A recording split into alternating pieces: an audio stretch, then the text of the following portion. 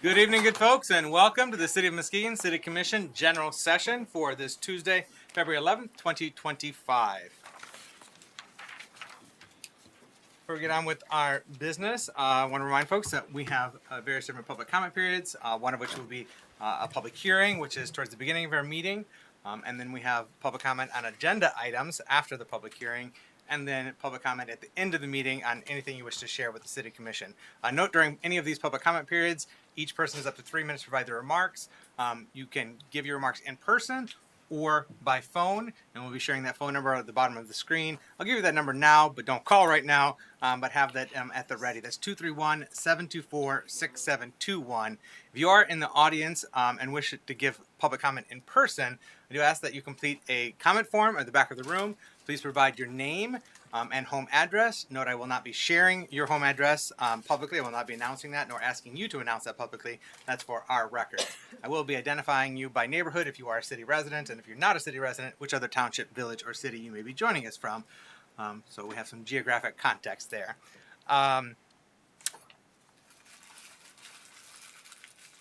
During public comment, it is just an opportunity for you to share your perspective and input and thoughts with the City Commission. It is not a time for back and forth. It's not necessarily a dialogue or Q&A. So just keep that in mind. If we're not responding to you immediately, we can always arrange another time for that conversation. So we are going to start our meeting with prayer and the Pledge of Allegiance. We're going to be led in prayer by Pastor Dwayne Riley from Crestwood United Methodist Church. If you wish to join us in either the prayer or Pledge of Allegiance, I ask that you stand if you're so capable of doing so. Good evening, Pastor. Good evening, Council. Let us pray. Almighty God, we thank you for this day. Bless those who hold the office in this government of this great city and state of Michigan. We pray that they may continue to work together in a spirit of wisdom, kindness, and justice. Help them use their authority to serve faithfully and continue to work and promote the general welfare of your people. Amen. I pledge allegiance to the flag of the United States of America and to the republic for which it stands, one nation, under God, indivisible, with liberty and justice for all. Thank you, Pastor. I just noticed that. Did she ever see the flag standing? Maybe roll call, please. Mayor Johnson, Here. Commissioner Kilgo, Here. Commissioner Keener, here. Commissioner German, absent. Commissioner Gorman, Here. Commissioner Cochin, here. Vice Mayor St. Clair. Here. Thank you. All right. We're going to get started with a presentation from the Muskegon Lumberjacks Charitable Foundation on their Reading Caravan. Welcome, good sir. If you kindly introduce yourself. Sure. My name is Jay Vandevoorty. I'm with the Muskegon Lumberjacks Charitable Foundation. Welcome. And so Thank you. Thank you for letting me come aboard tonight. Yeah, we are happy to have you. Okay. Most people know that the Muskegon area has been a great hockey town for years. And they may not know some other things about the team. And that is that when the owner came in 2010, Josh Mervis, he set up a foundation for community service for his players to be part of. The owner now, Peter Herms, after many different owners, continues to have that community service as part of the players here in Muskegon. You have a booklet in front of you that they passed out. Don't want to take a lot of time, but players do still do quite a bit in the community. In fact, we do more and more with a $65,000 budget, and I'm not here to ask for any money or any help with anything. We're doing great. We have some great citizens in Muskegon that donate. So I don't want to name them without their permission here, but players do a fantastic job in the community. They go into schools and promote literacy, and then they talk about being successful, hard work, about going out and being a team member, being a team player to be successful. We have 2 players going to Harvard next year. We have 1 going to Yale, colleges across the United States. Part of the reading caravan is students meet their goal, and if they meet their goal 3 times a year, the team presents them with rewards. And so it has caught on. We have a lot of schools in it. One of the disappointing things, if you turn in the page where the schools are members participating, is Muskegon Public Schools has always been part of it till this last year. And I think part of that is restructuring of buildings, and also Jennifer Hammond retiring, who was my contact in there. So hopefully we will continue and get her on board, get the Muskegon Public Schools. When donors come forward, that's one of the first questions they ask. Are Muskegon Public Schools part of this? And I've always been able to say yes. And this year the activity level has lowered with them. So there's a big push there. I see this going forward, no matter who or what league they belong in. We have a great support from the owner, from the staff on the Muskegon Lumberjacks, the coaches, and all of the players. They love going into the schools and participating. So just wanted to fill you in. We're still doing this, and hopefully we'll be doing it for a while. So if you have any questions or anything, please feel free to ask right now. And Excellent. Thank you. Commissioners? Any questions or thoughts you wish to share? okay, thank you for letting me come forward here.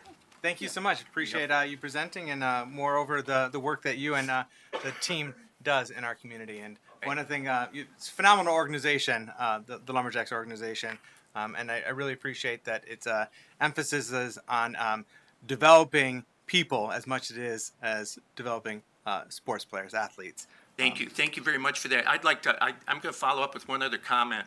I'm in and out of that rink almost every day doing this job, going into schools. And I want to thank the workers that I'm sure they're employed by the city. You have Jake and Big John and Bobby and stuff. They are so respectful to me when I go in there, ask for a little help, I need something moved. We have 40 cases of water bottles that have to go out and stuff. Here, we'll open up this door, we'll do this, we'll do that. They're just fantastic people working there. And it's a tough job. It's a tough job keeping that place clean, and I walk in there and I'm like, I don't know how you guys do it with the staff they have. You might want to think of putting somebody else in there. I don't know. So, okay, thank you. Thank you very much. Yeah, I did. Thank you, sir. They're great people. Appreciate it. Thank you for sharing that feedback. That's good.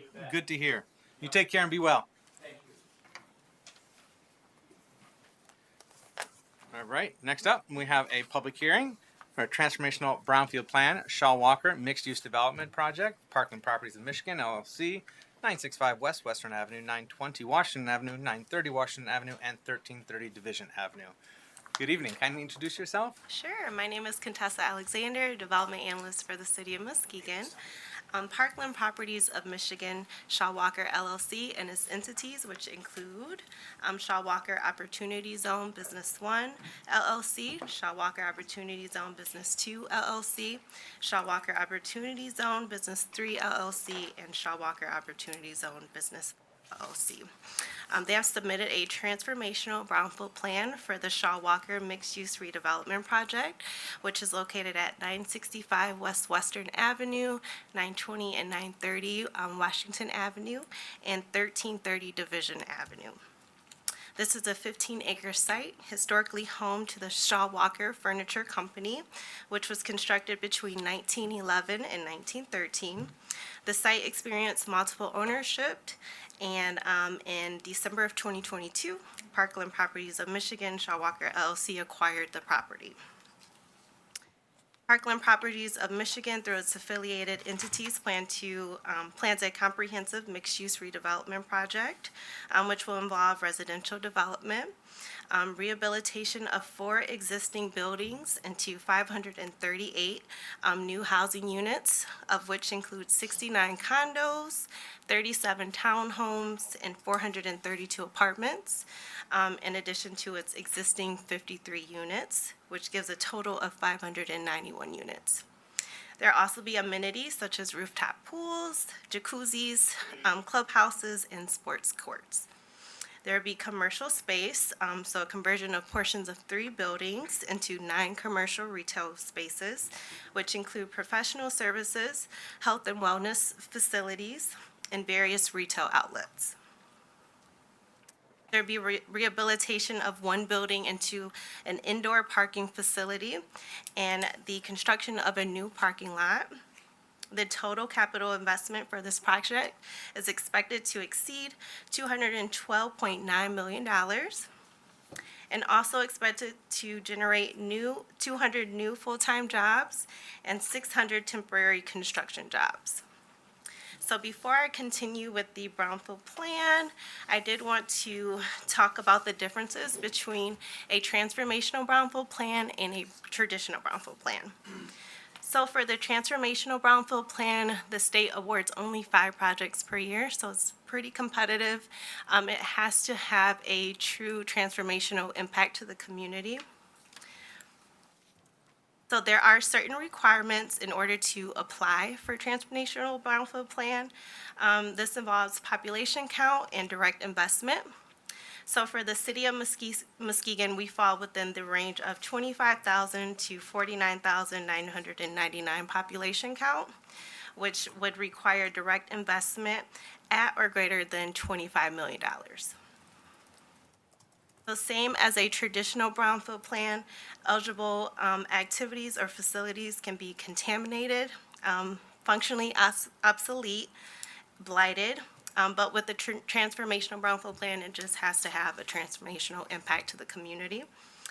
For eligible costs, similar to the transformational brownfield plan, demolition, environmental site assessments, remediation, site plans, infrastructure improvements are also considered. In addition to that, you're able to collect construction, restoration, and alteration and renovation costs are all eligible for a transformational brownfield plan. The taxes captured include incremental property taxes for up to 30 years, same in a traditional brownfield plan. But in addition to that, construction labor state income taxes are included. So the income tax paid to the state by the workers during the project will be included. Permanent employment state income tax are included for up to 20 years, and permanent resident state income tax included for up to 30 years. There are no tax exemptions for traditional brownfield plans, but for transformational brownfield plans, you're able to use sales and use tax exemptions on construction materials. So it helps more of the hard upfront cost. So for this particular project, it'll be in effect for up to 35 years. Duration of property tax capture will not exceed 30, so that additional 5 years will be reserved for the Brownfield Redevelopment Authority to capture into their local Brownfield Revolving Fund. So as far as the eligible activities and costs for this project, it'll include both environmental and non-environmental tasks. So for EGLE environmental eligible activities, we're looking at department-specific environmental site assessments and mitigation measures at $225,000. MSF or Michigan Strategic Fund eligible activities, which include demolition and abatement at $4,758,100. Rehabilitation of existing structures at $143,595,767. For new townhouse construction, $11,100,000. And site and amenities construction at $8,823,413. So for this project, we're looking at a total eligible activities cost at $168,502,280. For total reimbursable and eligible costs, we're looking at $159,598,389. So I also wanted to mention that this particular project was approved for 2 tax incentives. This is the Neighborhood Enterprise Zone and the Obsolete Property Rehabilitation Certificate for 12 and 15 years. So what this allows for the developer is to be able to get reduced rate on their tax for their property taxes. And for this project, due to the layered tax incentives and developer paying that reduced rate, this affects the TIF table because we'll be capturing those taxes at that reduced rate. So because of this, we consulted with our brownfield consultant, and he thought it'd be best interest for the city to delay that capture instead of in 2028, to delay it in 2030. So we'll be capturing more of the full tax rate instead of at that reduced rate. So we're looking at about a $2.5 million difference of capturing at 2028 versus 2030. For the Brownfield Revolving Fund, the Brownfield Redevelopment Authority will be capturing about $11.5 million after the 5 years, after the project has been completed. Also wanted to mention that this morning, the Brownfield Redevelopment Authority got to listen to the development team and approve the transformational brownfield plan locally. And the developers are here to answer any project-specific questions you might have. Thank you. Thank you. Commissioners, we received a presentation last month on this transformational brownfield plan. And have you had any questions that have surfaced since then, or based upon the review of what was included in the packet, which is the same information that had been presented last month during our work session? So do you have any questions for staff or for the developer team at this time? And you still have opportunity to ask questions. This is a public hearing, so we'll go to a public hearing and then close and then debate and discuss the underlying motion, so you can ask questions then. But if you have questions now, happy to take them. Commissioner Kilgo. Yeah, I don't have a question. I do just have a comment, and it is really good to hear that the Brownfield Authority approved that this morning. Thank you. Thank you, Commissioner Kilgo. All right, this is a public hearing. We do have a couple comment forms. First up, we have Greg King joining us by way of Greater Muskegon Economic Development in downtown Muskegon. Good evening, sir. You have 3 minutes to provide your remarks. All right, sounds good. Thank you so much. Good evening, City Commission. As you heard, my name is Greg King, and I am the Director of Economic Development for GMED, Greater Muskegon Economic Development, here in Muskegon by way of Wyoming, Michigan, in case you're curious where I'm coming from. But Thank you. I looked up your voter registration. I was like, I think he might be Wyoming, but I'm not certain that's the right. I think I filled it out wrong, and I was like, I got to amend it. So Thank you for acknowledging that, though. No worries. I'm here to speak in support of the $221 million redevelopment of the former Shaw Walker Furniture Factory by Parkland Properties, and to request approval for the transformational brownfield plan application by this City Commission. This is a project the GMED team is quite familiar with, and I'm joined by my colleague, Interim Chief Operating Officer Kelsey Rhoda. As my colleague, Kathy Rubaker-Clark, who couldn't be here today, she's in Florida right now, but she worked with John and his team to secure $110,000 in EPA site assessment funds to clean up and remediate the site a couple years ago. And now, look at where we're at and the opportunity you have in front of you today. This is one of the City of Muskegon's, if not Muskegon County's, most important and significant development projects to date. The 500-plus residential units that will be created when this project is completed will go a long way toward alleviating the current and likely future housing shortage. When the GMED team is out visiting various employers in the community, often alongside City of Muskegon employees, housing, or the lack thereof, is cited time and time again as a critical issue. The lack of workers is usually the #1 issue cited, but you can't hire or attract more workers without housing. To provide some context, here in the City of Muskegon, Pacific Floor Care's recent expansion in 2023 and Forming Technology's upcoming expansion, both which had tax abatement applications approved by this City Commission, will create 99 jobs between the two companies. Over in neighboring Muskegon Township, Cytiva's facility will be coming online in 2026, and they plan to have 200 employees on site, which they're in the process of hiring.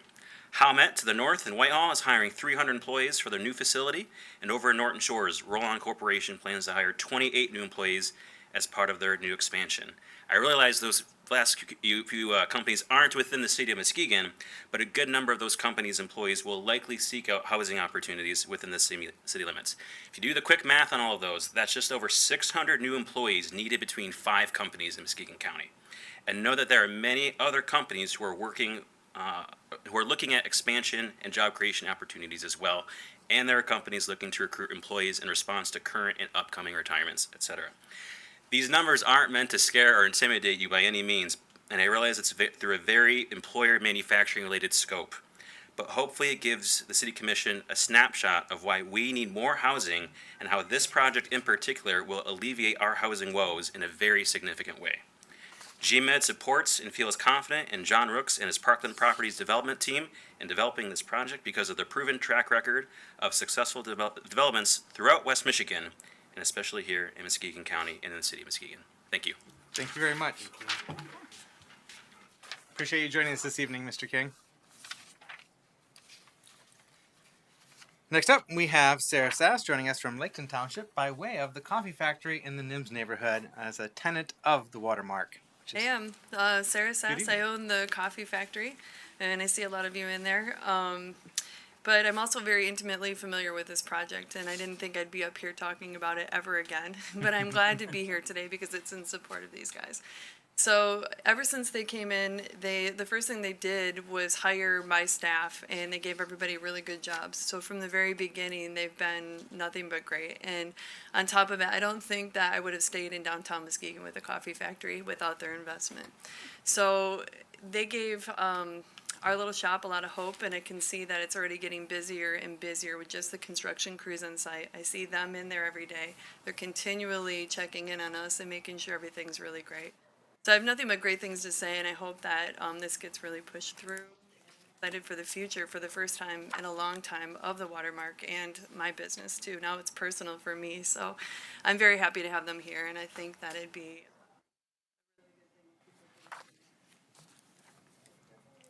Thank you. yeah. Appreciate you sharing your perspective, Ms. Sass. All right. The only forms I have for this public hearing. Is there anyone else in the audience that wishes to give comment on this public hearing for the transformational brownfield plan? No other takers in the audience, and we're going to go to the phones. That number is 231-724-6721. This is for commenting as part of a public hearing specifically regarding the Shaw Walker redevelopment and the approval of a transformational brownfield plan. Please turn down any audio in the background.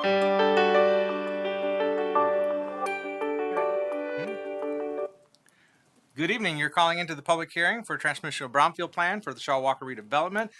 Please state your name and if you are a city resident, which neighborhood you're calling from, and if you're not a city resident, which other township, village, or city you're calling from, and then you have 3 minutes to provide your remarks. Hi, this is Jeanette Moore. How everybody doing? Good evening, Jeanette. Welcome from Jackson Hill neighborhood. Hi, I just wanted to call and say that I support the Shaw Walker, and I sit on the Brownfield, and we all supported it. We asked all kind of questions, and we were all very pleased with everything that was said, and we're looking forward to seeing this project go through. Excellent. Thank you so much for calling in. All right, you have a good one. All right, take care.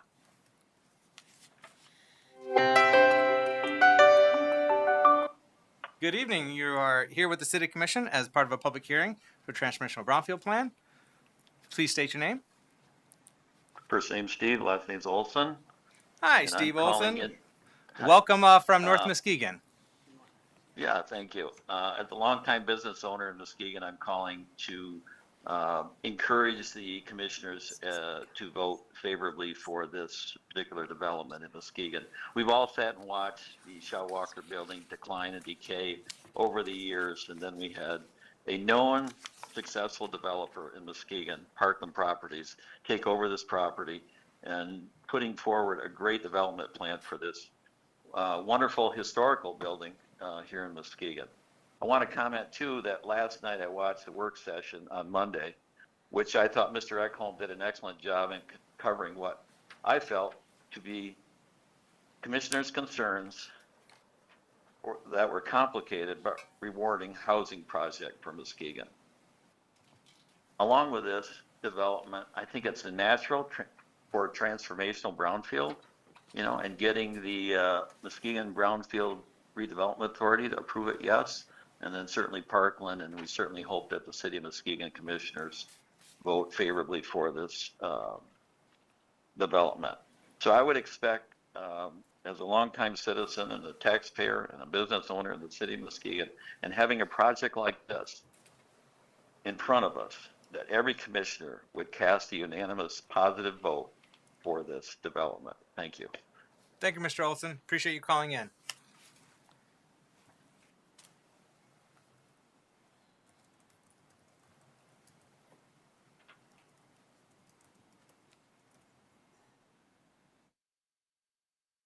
Still taking calls.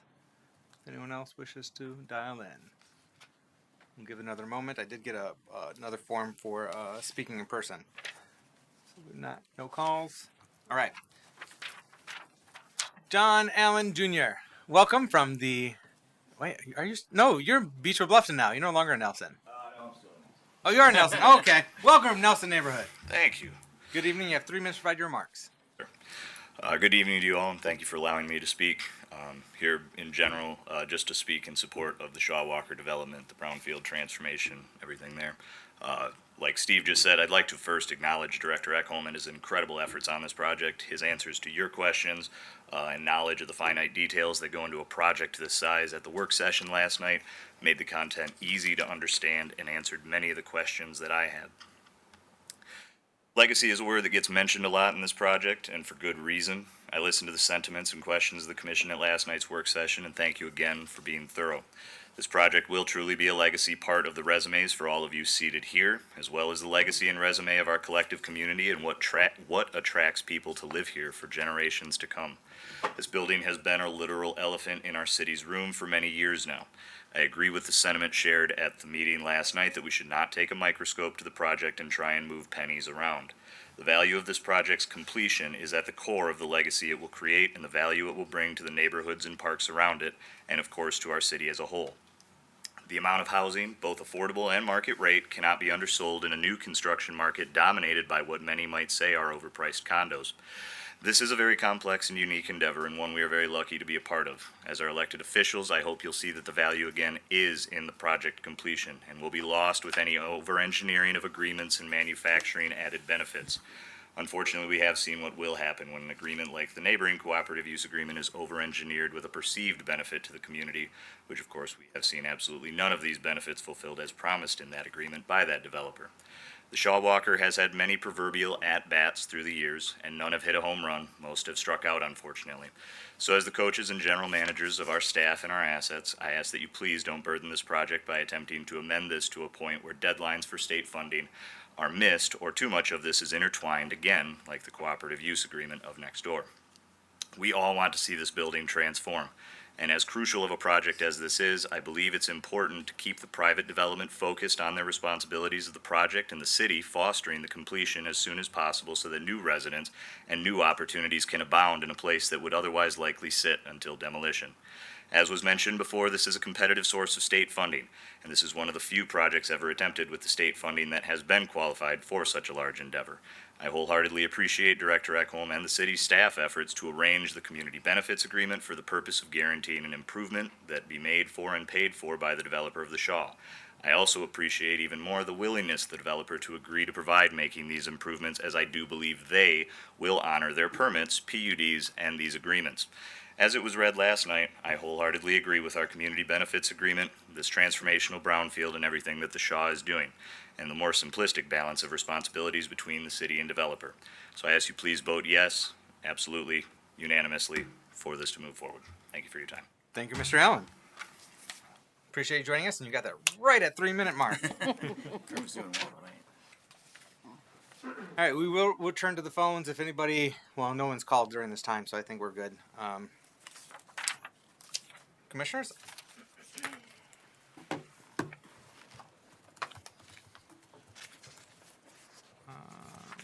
Someone's got the motion at hand. I would entertain a motion to close the public hearing. Where are we at? Motion to close the public hearing and approve the Shaw Walker mixed-use redevelopment project transformational brownfield plan and authorize the city mayor and city clerk to sign the resolution.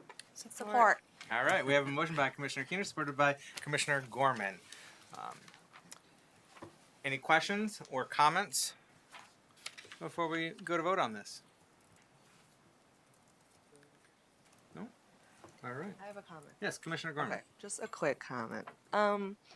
As elected officials to this commission, we have to make a lot of difficult decisions. And this one is not one. So I am thrilled to be able to vote yes here shortly.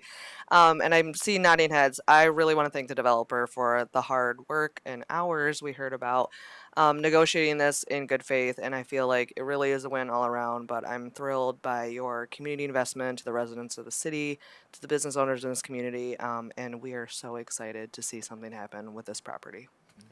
Here, here. I second that. And speaking both as mayor as well as a neighbor in the NIMS neighborhood, resident of the NIMS neighborhood, where this project is, I know myself and my neighbors are going to be thrilled, or are thrilled, that there is a developer with a proven record and has shown diligence and dedication to getting this project done. And we cannot wait for it to be done. And it certainly is a transformation. And I thanks so much to our development divisions team and our city manager and our legal team for their work on moving this project forward and the various different components of it. It truly is transformational. I don't like using that word generally when we talk about the development of our city or our community. When we talk about the revitalization or the renaissance of Muskegon, I try to eschew using the word transformation because that would suggest that something is untoward or bad or deficient in our community, and that is definitely not the case. And so I speak of an evolution of Muskegon. But in this case, this property, which is looking at 650,000 square feet of industrial legacy, being redeveloped is truly transformational. Transformational for that compound, which once housed the world's largest office furniture manufacturer, transforming that compound as well as helping to transform the NIMS and downtown waterfront. And so it's really exciting to see potentially $221 million being invested, over 500 new housing units, 25,000 square feet of new commercial space. And so there's just so much winning from the get-go, so much benefit from the get-go, that seeing the additional community benefits agreement on top of that is just really nice to see. And as I said last night, I really liked seeing the partnership with Muskegon Public Schools and our Muskegon Community Education Center. I hope that other developers and future projects follow your lead on that and pursue their own community benefits agreement and see how they can support our citizens and our community in a myriad of different ways beyond the development. Or the development itself is incredibly important. It's going to be immediately accretive to our general fund, our tax base through the income tax, not to mention all the economic development spinoff from it. So it really is it cannot be overstated, how significant this development is for our city. And so thank you. All right, we're going to go to vote on this. We will have the community benefits agreement and the affordable housing agreement that are corollaries to this under new business. So the items that we discussed last night during work session, those will be coming to us under new business. And so we'll have an opportunity to ask any additional questions that may have popped up since last night, and then deliberate and vote on those agreements. But this one is for the transformational brownfield plan for Shaw Walker mixed-use redevelopment. So, roll call, please.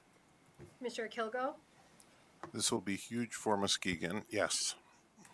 Commissioner Keener, Of course.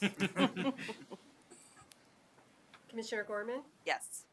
Commissioner Cochin, Yes. Vice Mayor St. Clair, Yes. Mayor Johnson. Yes. Motion passes. Thank you. All right, now we are going to, first, before I get to public comment agenda items, I do see a representative of Senator Bumstead's office here. So we have changed our agenda and now have reserved space and time for updates from federal, state, and county officials. So if Christina Actroff, as the district representative for Senator Bumstead, if you wish to address us, you may. If you don't, that's perfectly fine. Just putting you on the spot, though. I see you in the audience, and I want to give you that opportunity. I wasn't planning on coming. don't have too many updates. Hi, Christina Achterhoff with Senator Bumstead's office. Actually, the governor did present her budget last week, and so they're diligently working on that in Lansing. However, the main things that we've been getting calls on is the sick paid leave and the tipping for the tipping. And so those are the two big issues, and we're hoping something will move this week. We're not sure because it is a big hot button issue, but other than that, we have not been dealing with anything else besides working on the budget. I know Senator Bumstead has introduced a bill that will be for teaching gun safety in schools, and that's not going to be an elective class, so hopefully we're going to have safe gun use for students, so we're hoping that will pass through the Senate. But other than that, like I said, primarily it's those two hot button issues, and I know we all want to get some clarification on that before it goes into effect here next week. So if you have any questions, you can call us. I know the senator is for and against certain things on there, but yeah. Any questions about those two issues, that the sick paid leave and the tipping? I think if we have questions, we can follow up with your office directly. Okay. With those, but appreciate you being Yeah. here tonight and Yeah. sharing those up. I know you weren't necessarily expecting to address us. No, but that's we okay. did I create mean, this- it is what it is, and so that's all we have going on, and I'm out and about. So I'm thrilled with this project personally. I mean, my God, as we all are. So thank you too. That's wonderful. So, thank you. Well, thank you so Thank much. you. Okay. Thanks. Take care. All right, now we're on public comment on agenda items, and I've got one form for agenda items. That's John Allen Sr., right? No? Are you coming back for? I didn't know. I just filled out the form wrong. It was really just in support of it, and I kind of mentioned what I needed to about the community benefits. Oh, okay. I was thinking that maybe Junior was under public hearing and Senior wanted to give comment on agenda items, but okay, we're good there then. So I have no comment forms for agenda items. Is there anyone in the audience that wishes to give comment on an agenda item?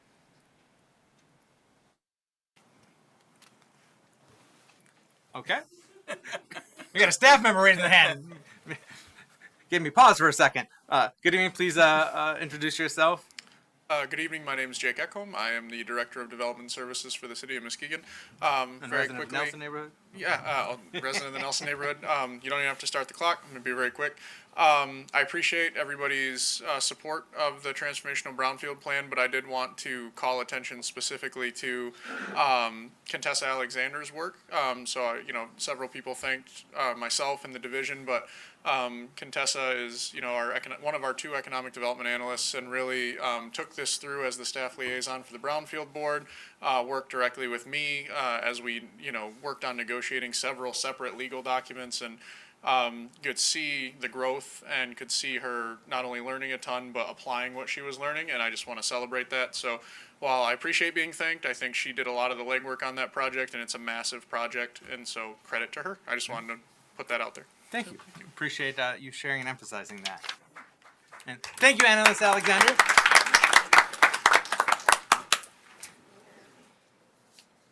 All right. Anyone else in the audience wish to give public comment on an agenda item?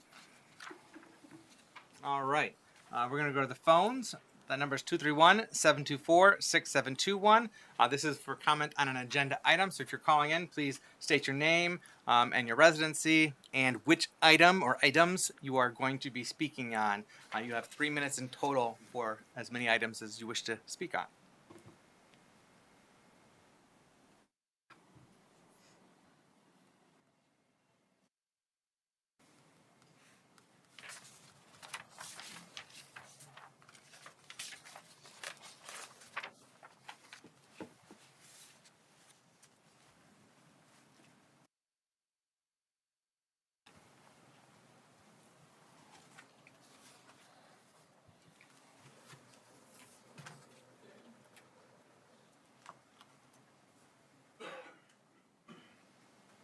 It does not sound like we have any takers for call-in comments on agenda items. All right, thank you. Moving on to consent agenda. Commissioners, you've had an opportunity to review the consent agenda. Are there any items that you wish to have removed for separate discussion, deliberation, and vote? Commissioner Kilgo. Item E is in Edward.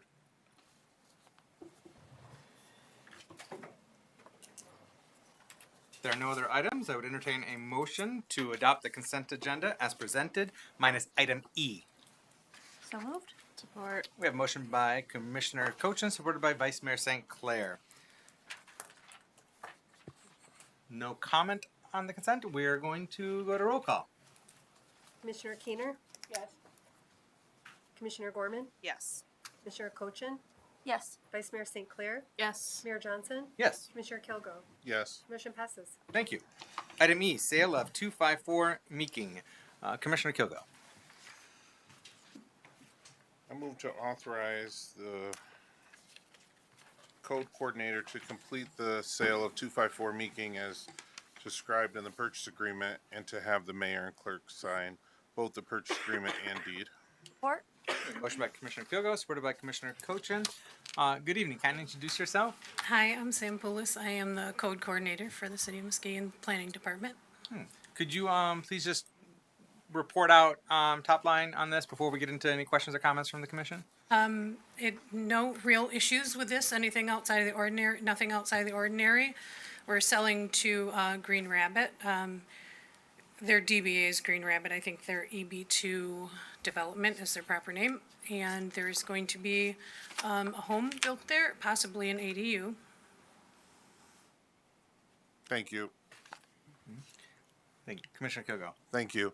No issues at all. I do just want to, this sale is from the city to a private entity. I just want to declare I may be interested in buying that home when it's finished. So as a voting member, I just wanted to declare that. Okay. If there is a conflict, I would step away, or, we have to have unanimous vote and stuff. So I just wanted to declare I may be interested when they finish the home because it's in Ward 1. Yay. It's a very nice area. It butts up to a open space conservation area, so you virtually have no neighbors. It's really, Yes. Excellent. Thank you. Just to confirm, Counselor, given that the ownership will be a third party at such time as it becomes available for sale, potentially purchased by Commissioner Kilgo, there's no technical conflict of interest at play. That's right. There's no conflict at this point. It may need to come back to the city, depending when and how a future transaction might occur. But all of that, frankly, is speculative. Okay. Thank you. Any other questions or comments on this item? Commissioner Cochin. Thank you, Commissioner Kilgo, for being so transparent. And thank you, Council, for weighing in. All right. Thank you, Ms. Poulos. thank you. Unless there's anything else, roll call, please. Commissioner Gorman, Yes. Commissioner Cochin, Yes. Vice Mayor St. Clair, Yes. Mayor Johnson, Yes. Commissioner Kilgo, Yes. Commissioner Keener. Yes. Motion passes. Thank you. New business, Muskegon Regatta. Good evening. Evening. Kindly introduce yourself and report out on this item. Hi, I'm Jackie Ernie. I'm a superintendent at the Department of Public Works. We are here tonight discussing, very aptly, a beach event while we're going into a winter weather advisory, so it's great timing. The Catamaran Racing Association of Michigan has applied to host their annual regatta, which has been previously held at Pier Marquette. The last few years has been held at Fisherman's Landing. They're requesting to come back to race on the Lake Michigan. It's just a preferred racing location, obviously, for them for many reasons. They are requesting July 18th through 20th, and it would be using the Margaret Drake Elliott park. As part of that, also, they are requesting camping. This is during Rebel Road, which is noteworthy. It's a large impact in our city during that weekend. James, the event organizer, is here to answer any questions. Thank you, Ms. Ernie. Commissioners? Well, let's start with a motion, and then we'll get into question and deliberations. Motion. to approve the Catamaran Racing Association of Michigan's application for a Muskegon Regatta event on July 18th through July 20th, 2025, without camping. We have a motion by Commissioner Cochin, supported by Commissioner Keener. We'll start with you, Commissioner Cochin. If you have any questions or comments at this time. Yeah, so I wanted to ask about this specific weekend. I mean, you're on the DPW. We recently passed a rule stating that there's not to be another event down there at Pierre Marquette. You just to clarify, to make sure we have checked the calendar to make sure there's nothing else going on down there that weekend, correct? Correct. Nobody else has applied for this weekend at Pierre Marquette. Okay, and can you expound on why we are suggesting to do it without camping? Sure. Camping usually, at least historically, we haven't received positive comments from residents for camping in general. And so the biggest note for staff, that, and then providing any resources during this weekend. Pretty much all of Public Works and police staffing have extra time are all downtown. For providing any service, even if it's just we ran out of toilet paper or the bathrooms need to be cleaned, a resident calls for a concern, and PD put on there, it would be a difficult weekend to provide any extra service. Okay, and just to follow up with that, so if they were to look at maybe a different weekend, do you think that staff recommendation would change as far as the camping goes? That's a valid question. I can't answer that. Staff had different comments on it. I would think it would be unlikely. Just in general, camping was. Okay. And how many people typically come to the area for the catamaran racing? I would rely on James for that answer. It's not one that's really a spectator event because they race about a mile off of the shore. So maybe some families and stuff might come. They have 20 to 25 participants that they would be expecting boats to be there, and then there's 1 or 2 racers per boat.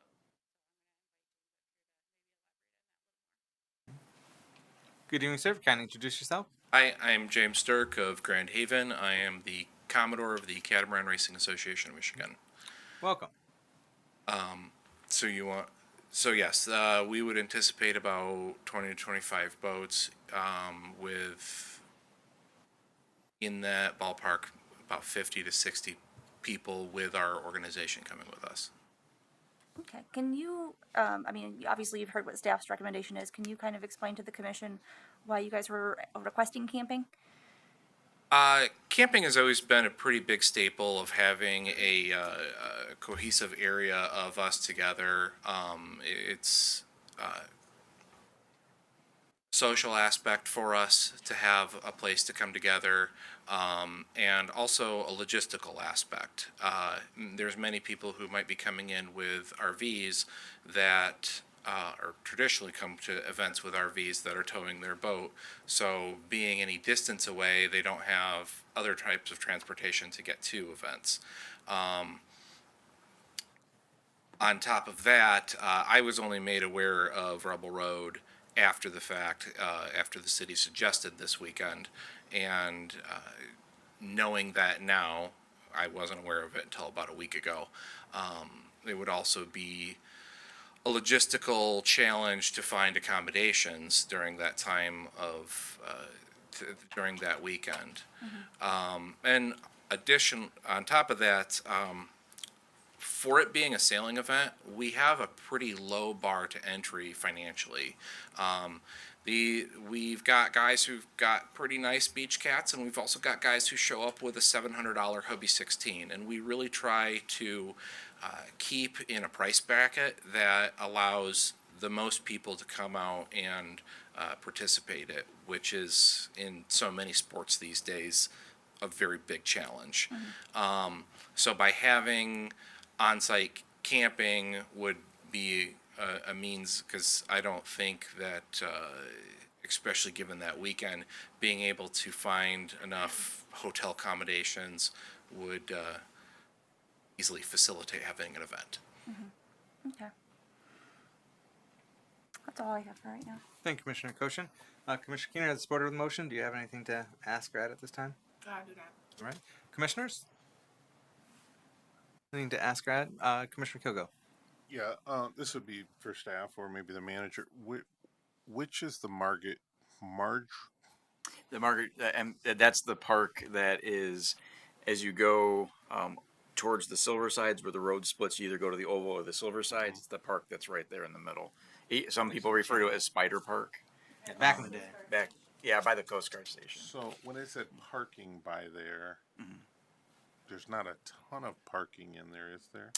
There's a parking lot that runs along the side of the park, along the channel, and then there's a parking lot directly adjacent to the Coast Guard station. And that's, if you look, it's page 306 in the packet. There's a map with an overlay of where they would like to line up the trailers, the RVs, the cars, and the tents.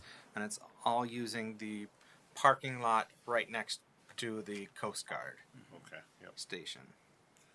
And it's in close proximity to where the boat, the catamarans, would be parked and then launched from. And for anyone who's following along on the Civic Clerk app, it's the CRAM map on the agenda item. So you can just click right on that. Yeah. So it doesn't actually have a page number. So it's a nice, yeah. Yep. There you go. One of the nice features of our new yeah, that makes it super easy. It's right on there. Any follow up, Commissioner Kilgo? No, I see it now.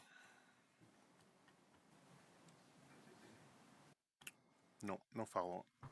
Okay. Any other questions or comments, commissioners? I got one more. Commissioner Kochin. Just to follow up, because I'm thinking about this, because we're thinking about other things that are potentially happening in the future too. The DPW said that you guys wanted to come back to Pierre Marquette, but camping is not traditionally available there. Is there a reason why you made that decision versus staying at Fisherman's Landing where there is camping available?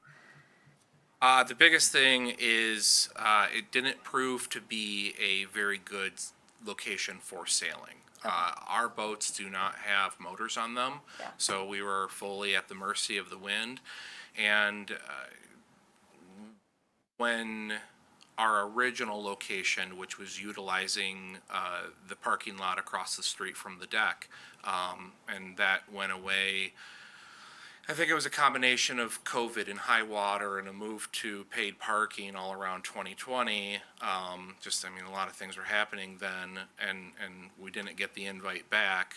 We did look at Fisherman's Landing because we do feel that Muskegon is a really big staple.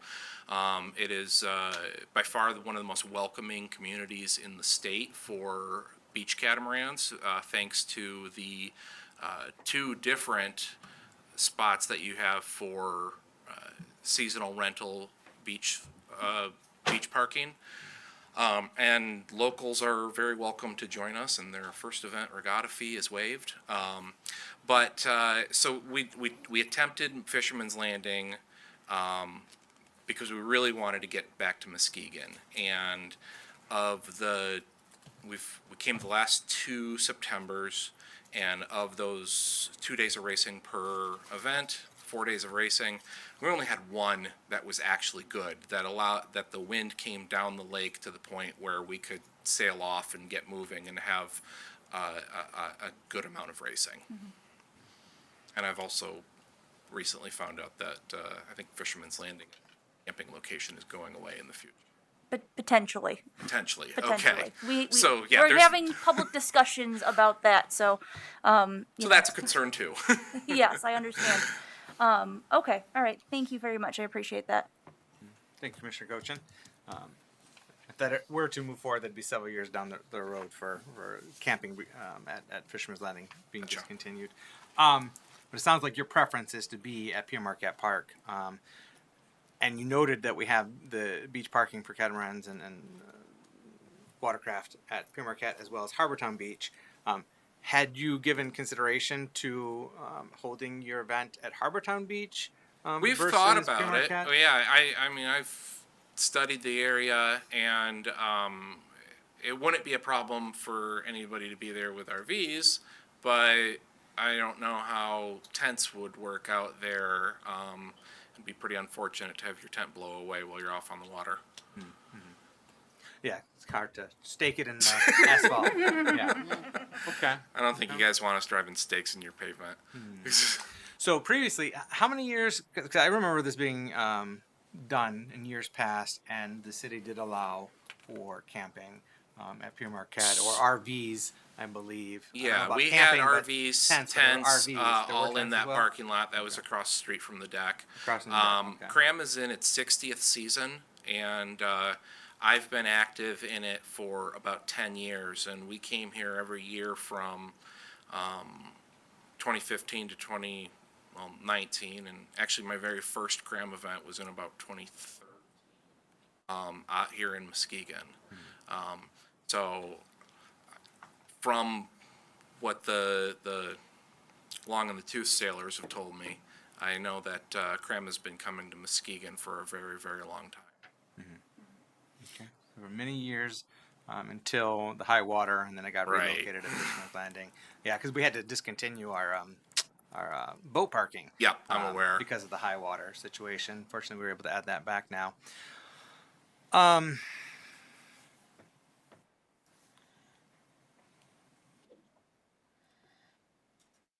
With understanding public safety and DPW is going to be preoccupied with Rubber Road and bike time. Yeah.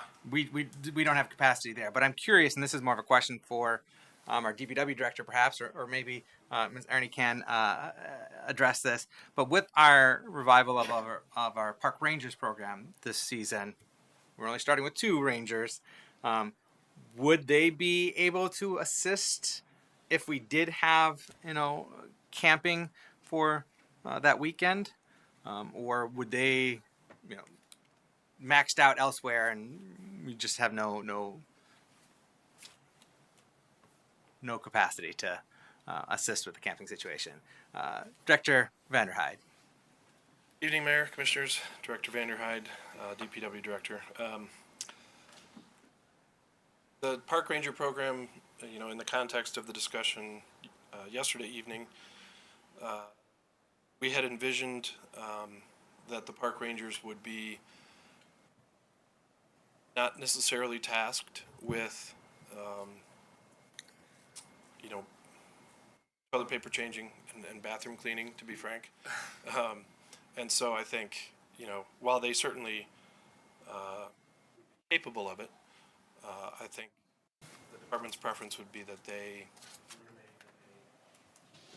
is in the parks.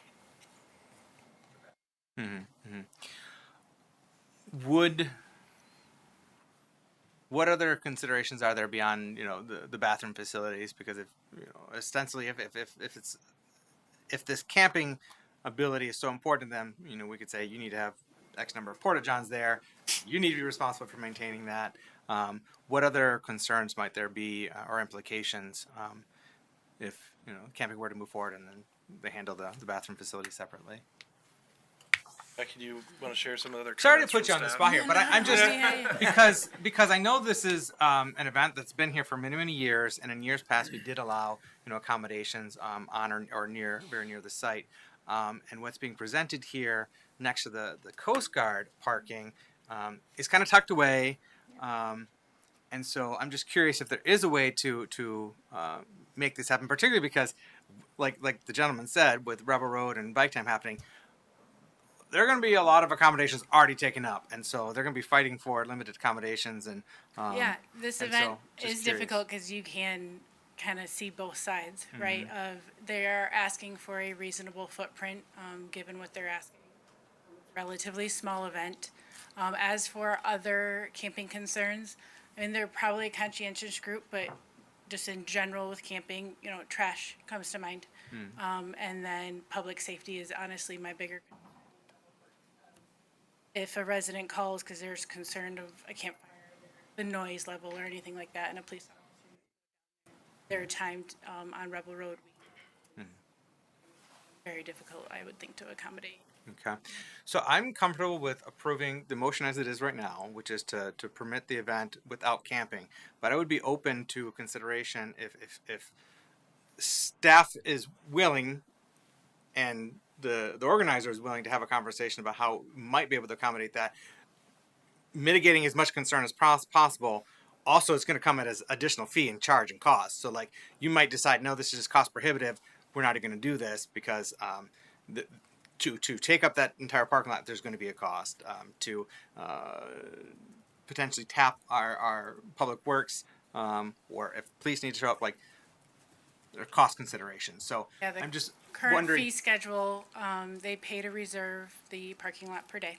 Mhm. And then for camping, it's $20 per campsite, or they can ask commission to do 10. Mhm. And then each car in that parking lot also has to have a beach park. So Okay. those are the current fees structured for allowing camping. Okay. And I'll say that I'm not necessarily keen on, allowing camping every weekend at Pierre Marquette. That's not my interest or desire. But given the historical context of this event and what has been accommodated or allowed in the past, and also that it's overlapping with this other major event that's happening in our city that's going to be taking up a lot of accommodations, I'm more open to considering trying to find a way to allow camping there. If commissioners are receptive to that, perhaps staff would be interested in pursuing that conversation with the organizer. Commissioner Keener? I'm not very receptive to the camping, foremost because that is a very, very busy weekend, as is our work staff is already overworked, with everything that goes on downtown. Additionally, it's a large parking area that a lot of people park in for the beach, and that's a high time of the year where we have a lot of our residents that are parking there as well. And if we're going to allow for them to, and I understand their position here, love it, wish you all could go to Fisherman's Landing, because that's my sweet spot right there.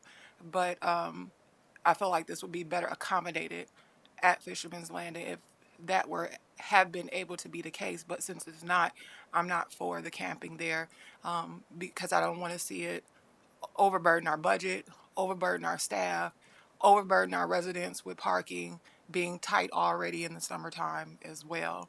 And additionally, if we allow it for one, then that opens up a gateway for allowing it for other events as well. So I would like to keep the motion as is. Thank you. Okay, thank you. And I'll say that I'm not advocating changing the motion. It's about having conversations subsequently. Commissioner Cochin. Yeah, so I hear what you're saying, Mr. Mayor, and I think I kind of agree since it does have a historical context. Like I said, I don't think that we should be doing this every weekend or anything like that. But because they have allowed it in the past, and this area is different than the other area. The other area was right there in the middle, right in front of people's homes, and I think was much more of a disturbance in that specific spot. But this is further back, and in the summer when I can't find a spot to park, that's where I go because there's usually not a lot of cars in there. So I do think that it's a space that's not fully utilized during the summer, and if staff wanted to have a conversation with them, if they want to provide their own private security, I would be comfortable with that. Thank you, Commissioner Cochin. I do have a question, then I'm going to go to you, Commissioner Kilgo. In the event there's no camping, are you still reserving a portion of the parking lot there? A portion of. I see trailers listed and cars as well. So, like, are you looking to reserve a portion of the parking lot, regardless of the camping situation? It would take a discussion with our organization to see if the logistics still work out without camping. But in the event, we would still need a place to put trailers. So, yes, I would say that we would look for a portion of that. Yes. Okay. Thank you. Commissioner Kilgo? Yes. I tend to agree with Commissioner Keener, but as a former law enforcement officer, our public safety director's here. I'm just curious if he or the manager, if someone could tell us about what our coverage looks like on Rebel Road weekend.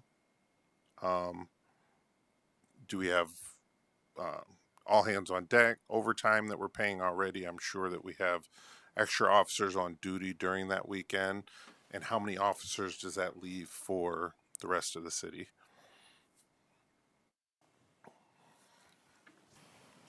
Welcome, sir. Evening, Director Tim Kozel.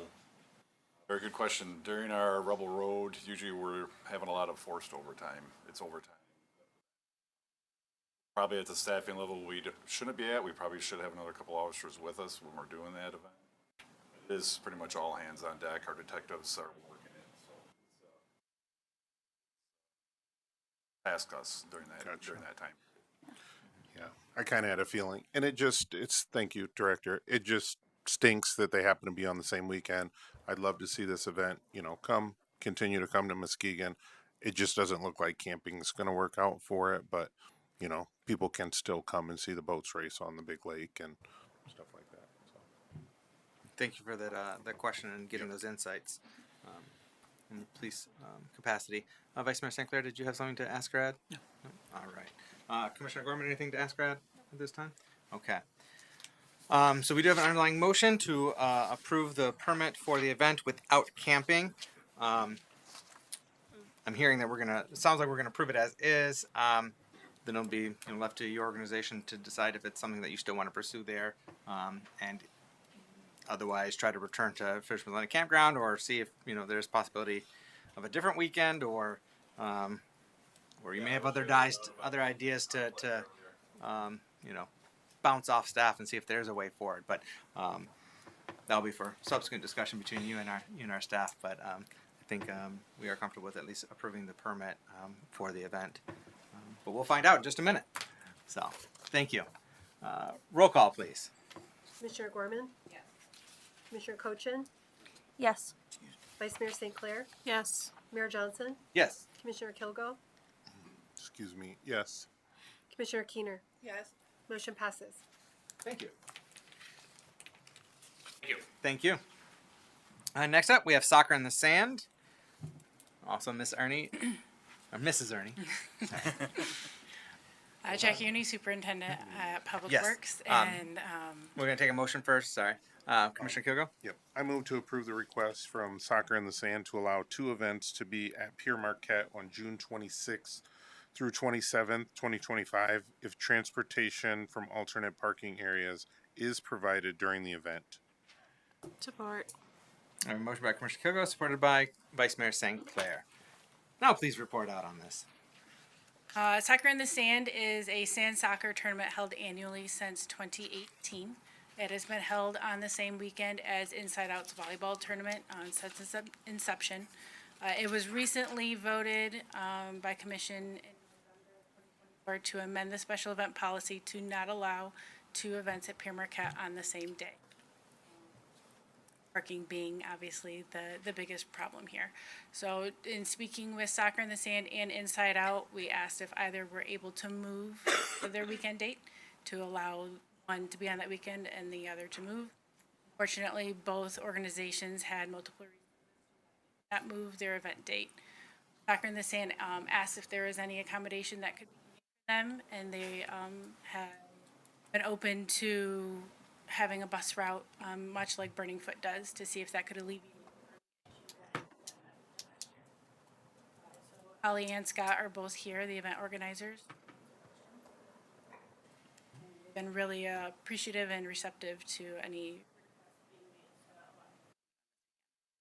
Thank you. Mr. Manager, you have something to Yeah, share? just for a clarification question, Superintendent.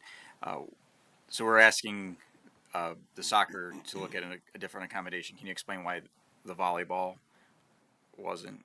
Sure. Yeah. When we made the change in policy, it was determined at that time that the event that was held longest previously would be the one that would get to keep that date. So that's why Soccer in the Sand's being asked to make the accommodation instead of. Thank you. Commissioner Kilgo, as the maker of the motion, you have anything to ask or add right now? Yeah. I think that my only question would be, have specific forms of transportation been talked about?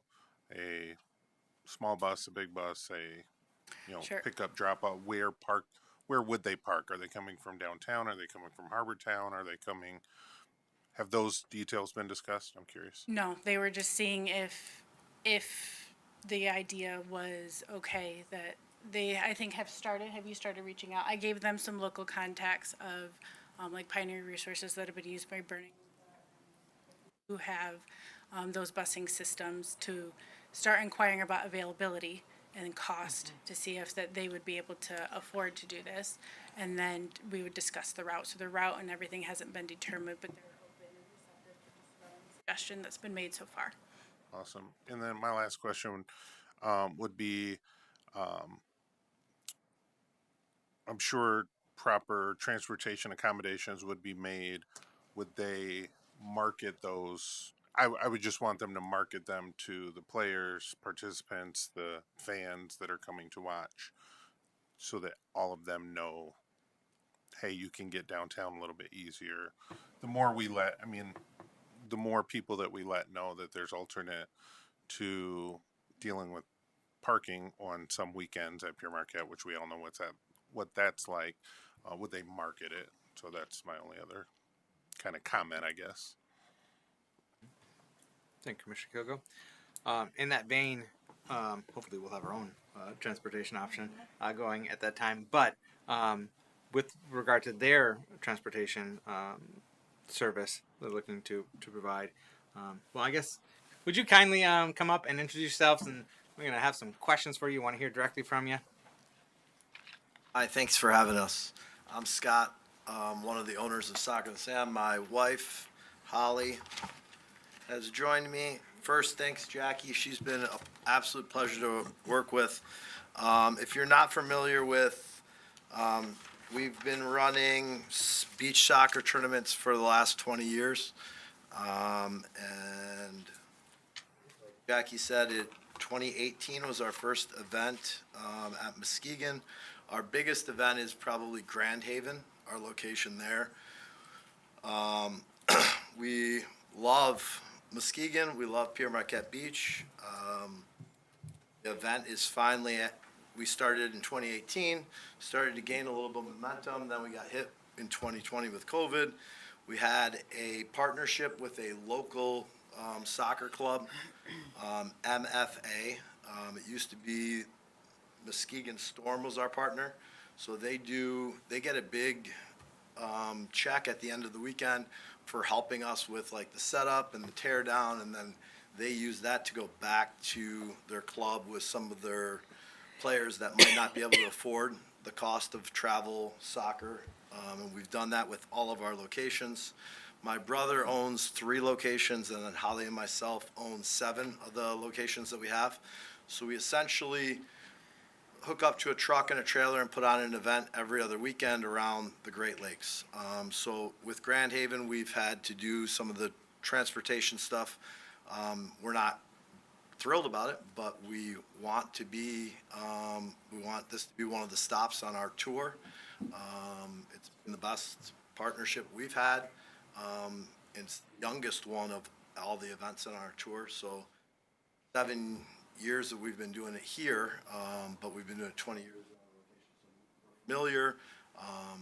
We hope that if you give us the opportunity to prove ourselves again and again, we will put on a good event that will hopefully make everyone in Muskegon proud. Thank you, Mr. LeMay. You have anything to add, Mrs. LeMay? No. All right. So I see in your application that you're anticipating approximately 700 attendees for the event. What's the geographic region that those 700 people are coming from? About 50-50 local to travel. Those numbers are now, I think it could be bigger than that. Bigger meaning more than 700, or bigger in terms of the percentage of people coming from traveling from elsewhere? Both. I think it would. I think we are now projecting after.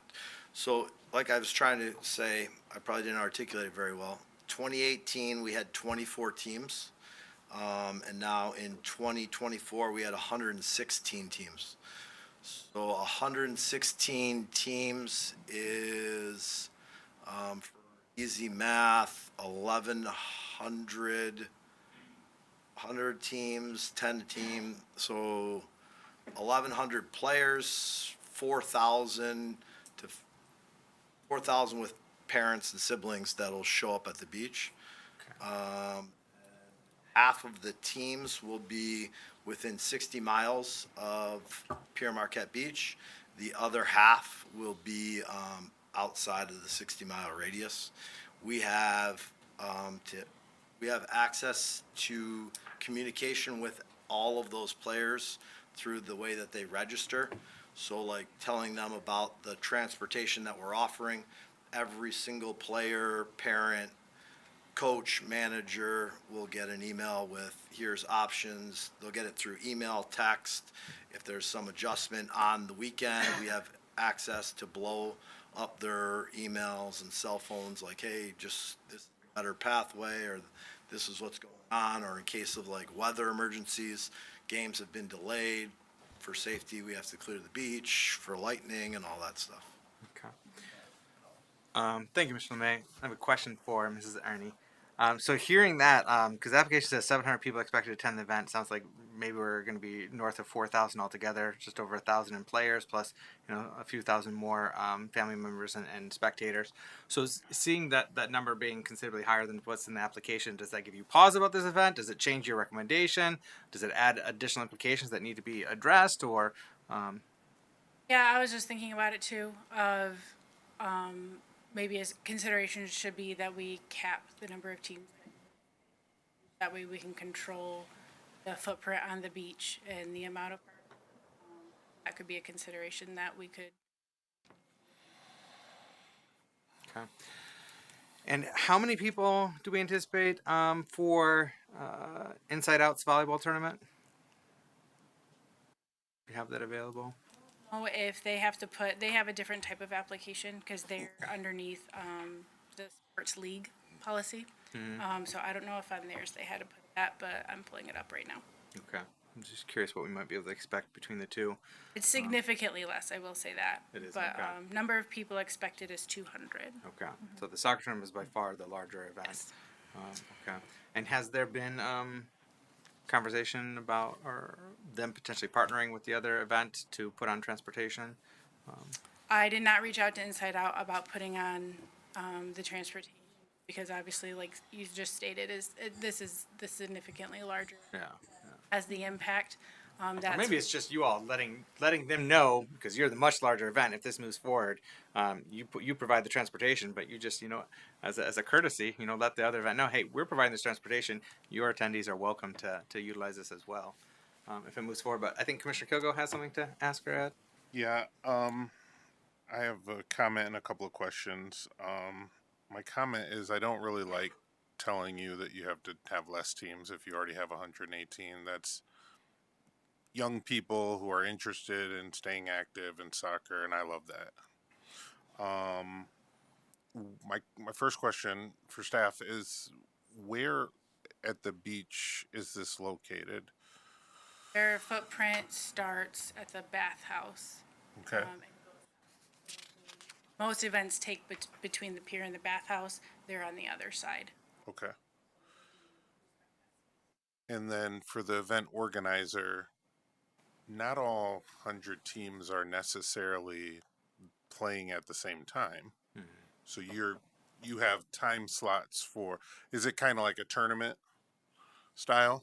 Yes, so every team gets guaranteed 3 games. So they play their 2 games of their group on Saturday. They played their 3rd group game on Sunday. And then they have the chance to advance to like semifinals and finals on Sunday. So throughout the weekend, they come in and they get scheduled like an AM schedule to help with the parking. They get like an 8 o'clock game and then an 11 o'clock game. And if they choose to stay on the beach all day, awesome. If they choose to leave, it opens up some parking. And then the other group gets a PM schedule on Saturday with a 2 and a 4. Last year, we're south of the play structure. Last year was our biggest numbers, and we had 7 fields. Beach soccer field, for like a visual, is like 2 beach volleyball courts. Okay. 5-on-5 instead of like 22 players, 11v11. It's a small soccer game. Okay. We, again, for just some background, Grand Haven, we have 400 teams. So for this event, it's very easy for us with the experience. It's me, my wife, and my mom and dad who are in their 70s, and then MFA comes with all their volunteers to help us. I mean, it's been great. The beach is the best one that we have, so that's why we're gladly here, excited to scream how much we love being here and need to be here and want to be here, and hope that you guys. Yeah, one last question. So, if it is condensed, it's not a regular 11-player soccer, and it's each team has 5. Do they have, most teams have alternates, or is a team usually 5, and or is it roster of 10 would be Anywhere normal? between 7 and 10.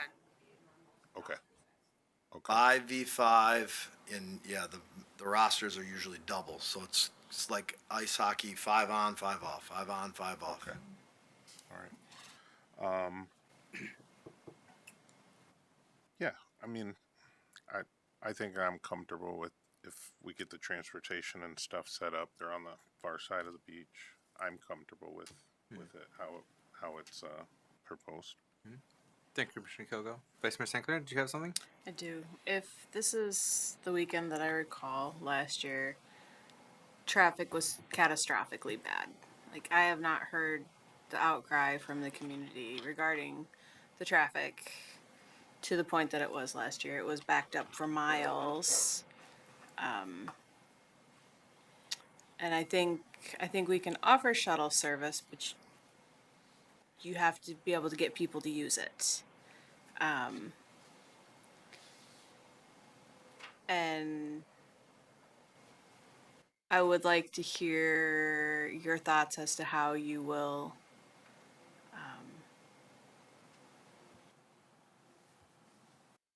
encourage people to please don't drive your car down there because we'll end up backed up for all weekend. Would just in the past, and Holly, feel free to butt in. In the past, it's just been simply by 11 o'clock. If you don't have a parking spot, you're not going to have a parking spot. So here are, the resources that you have to use. Okay. And you'll have a percentage that will listen. Okay. And then you'll have a percentage that they're going to have a stronger will, and they're going to find their own way, and they're going to have to wait through it. But it's just continued learning and promoting and communication over and over One throughout other the thing weekend. I'll say is that our customers that come from, I guess, customers of our teams that come to our events, like Scott said, we also run an event in Grand Haven, so many of those customers still come to our event. And they're very, very familiar with us using like a transportation service. So I don't think that would be like something that would be new to them. I would say, I don't know, let's say 25% been to one of our events before. One of them, maybe even more than that, one of them being Grand Haven, where they almost are required to get a spot, are accustomed to the parking being, difficult and using that type of service. So I don't think it would be new to our teams at all. Okay. Like Scott said, we communicate with them on a regular basis. It's something that we pride ourselves on, that like, once we get people to come to our events, usually they're coming to another one. So we have relationships with them that would not be a big deal at all. Okay. I know Burning Foot has had great success with the shuttle, but part of what has worked for Burning Foot shuttle service is other people could ride the shuttle too, whether you were going to Burning Foot or not. If you just wanted to take the shuttle down to the beach. I would also have concerns if the idea was to shuttle people from one of the other parks on the lake, because part of the problem will be getting down to that parking lot. I know I heard, and I'm sure Commissioner Cochin did too, a lot of residents in that part of the city couldn't get home for, a very long time, and there was a lot of concerns about public safety being able to get through. So if we do move forward with this, I would want to see the parking pickup, someplace on the other side of Bluffton. Yeah, before getting to the Yeah. for Bluffton. Yeah. Yeah, something something Lakeside. farther Lakeside away. or farther out. So, Trying to avoid all that because if they're all driving to the same Yeah. spot for staging, yeah, just no to be closer shuttled a than little Grand closer, Trunk yeah, probably. that's create the same Because it was congestion issues. backed up basically to Grand Trunk last year. So, all right, thank you. Thank you, Vice Mayor St. Clair. Any other questions or comments at this time? Commissioner Cochin. Yes, thank you. So, this is my ward, and I have some extreme concerns. One of the reasons we created this rule was due to the soccer and the volleyball event specifically. I am all about giving people a chance, but like Vice Mayor Sinclair pointed out, I kind of want to make sure that you understand that this rule was created because of that situation. And if we deviate from that, we want to see you guys stress that they need to take the shuttle. Because part of the problem is that it's the summer, everyone wants to go to the beach. We've got a very large event, which would be your guys' event. We've got another decent sized event going on the beach on top of the residents and just general beachgoers. So traffic gets backed up, the parking spaces are going to be filled. We need people to be encouraged strongly to take the shuttle because if it does not work out, I'm not going to want to vote yes again next year. Thank you, Commissioner Cochin. I hear you loud and clear. We I want, think we the want the shuttle same. also helps our teams as well. So it's not like I don't think that for us the shuttle isn't a negative. It's just something we'll add into the event. It doesn't. Our players and families want an easier way to use the beach as well. Okay. Just to echo what my wife just said, so a team that's from Chicago will play in the Chicago event, and they'll fall in love with it, and then they'll be like, we want to go to another event as well. Come to Muskegon, they love the beach. It's the best beach that we have on our tour, but when the parking is difficult, they say, we don't want to go to Chicago, and we'll go to the one in Detroit. So we're all like, getting people in and out is, we need to work with the communities that we're in, so, thank you.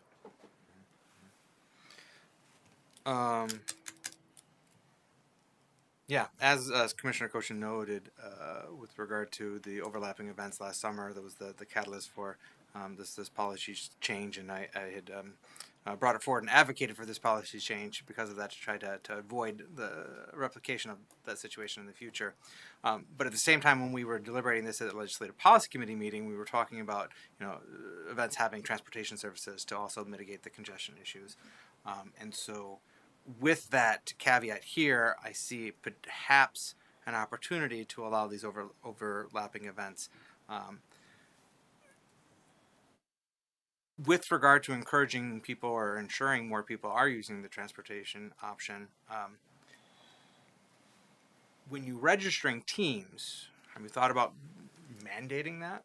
Like when you register a team, like, okay, you need to be at this spot, to be picked up at X time, to be brought to the field, the beach to play at X time, like potentially incorporating a requirement for your teams to use that, or making sure that each team knows that it's available so that their guests and family will use that instead of the teams, because the teams might need to park as close as possible because of equipment and the like. But I'm just trying to figure out a way to as my fellow commissioners are pointing out, like how can we ensure a good percentage of the people that are attending your event are going to be taking the public transportation option versus driving their individual cars. We are welcome to exercising any ideas, but we have a pretty generic, because we've failed so many times before. In our bullet point list, that's one of the items. Obviously, then we send out back to back to back just about this item, and especially for this location. But like, just reminding parents that like, if you bring a bicycle and park, you know, a mile away from the beach, and you can drop everybody off, and we'll do anything we can to make sure So as possible, but nothing I can give you right now. yeah, I kind of put you on the spot, but also some food for thought on that, and just want to reinforce what some of the other sentiments that have been shared by the commission here. So the motion right now says if transportation from alternative parking areas is provided during the event. And so, given that language, Counselor, essentially the permit would be pending the approval of staff's review of their transportation plan, and staff would have to feel comfortable that it's an adequate transportation plan that is in alignment with what we're trying to, what our objectives are, and we're trying to accomplish that. Is that Yes. fair? Okay. So, given that, I would feel comfortable approving this motion, knowing that staff will be reviewing and they'll have their, stamp of approval, so to speak, in terms of this being an adequate transportation service. But like Commissioner Cochin said, there's no guarantee that I would support this in a future year because we're doing it now. We did create this new policy. I don't love necessarily deviating from policies right off the bat, but we also created the policy with the understanding expectation that there may be exceptions, particularly when there's transportation plans being included with the event. And so I'm willing to try it, knowing that there's a good chance that I'm going to get an earful from my constituents when this event happens nonetheless, because it's going to be congested, period. Even with transportation options, it's going to be congested. But I'm willing to take that grief with a desire to see this event continue and be successful and introduce our wonderful community to more people while trying to solve the issues and problems that have surfaced in the past. But Mr. Manager, did you have something to? Yeah, I just wanted, just for the commission's knowledge, the reason that staff brought this forward, we have denied other events that have had same application, same weekend, but because these were two existing, that's the reason that we were looking to deviate. I just wanted to make sure that was clear. Thank you. So our intent would not be every time there is an event that applies for a weekend that already has an event that we would do this. That is good insights and context to know that the staff's already been adhering to the policy and saying no, but this is a special circumstances. Yep. So okay, then I'm good to go. Any other final questions or comments? No. Okay. Oh, I think we might need to modify the motion because I saw in the motion in the explanation or the description it references July 26th to 27th, and in the motion it references June 26th to 27th. So your event is in July or June? July. July. Okay. So, you made the motion and you seconded. You just I guess. Accept. Yeah, I amend my motion to reflect July 26th and 27th, 2025. Supported by Vice Mayor St. Clair again. Okay.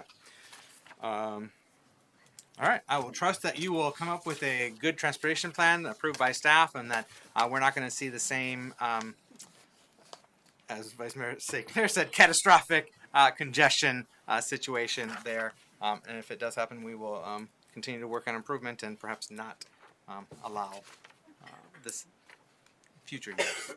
So, thank you. Roll call, please. Commissioner Cochin? Yes. Vice Mayor St. Clair? Yes. Mayor Johnson? Yes. Commissioner Kilgo? Yes. Commissioner Keener? Yes. Commissioner Gorman? Yes. Motion passes. Thank you. Thank you. All right, next up, Shaw Walker Project Affordable Housing Agreement. May we have a motion?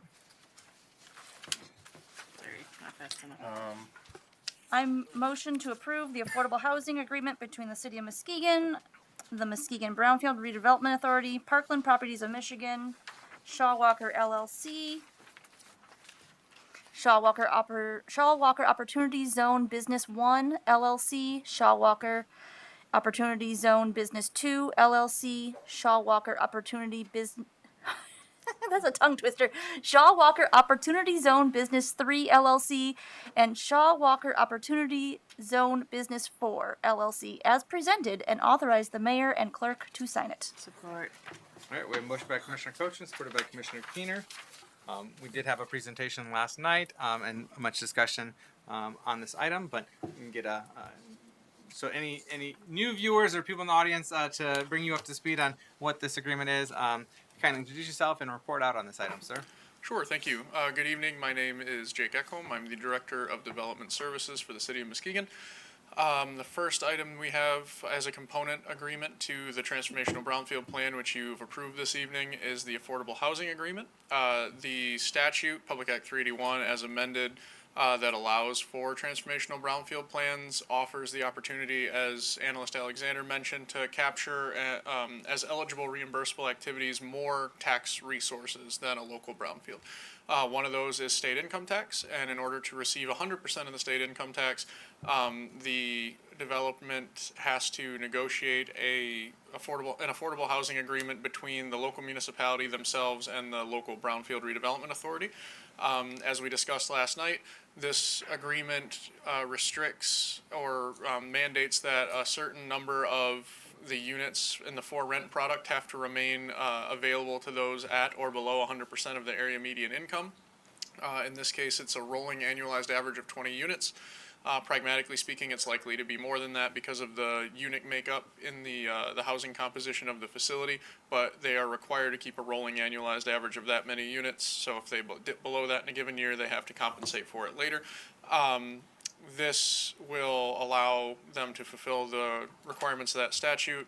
As we discussed last night, there are multiple avenues by which we can pursue restitution if there's a breach, including the local agreement, which allows collection of double the overaged rents, with the commission then having the option at their discretion to remit the overage charge back to that tenant for the offended unit, and then also to take the other half and potentially put it into the newly formed housing fund or whatever we will. There's also state recourse in the event that they are in breach of the affordable housing agreement for a prolonged period of time. There's recourse in the statute as well. And just to kind of round that out, as we discussed that last night, this morning it was brought before the Brownfield Redevelopment Authority and unanimously adopted. So, happy to answer any questions. All right, so we're the final party to the agreement to give consideration and approval to it. So thank you, Director Ekholm. Commissioners, any questions that have surfaced since yesterday or otherwise thoughts you wish to share before we vote on this item? Commissioner Cochran.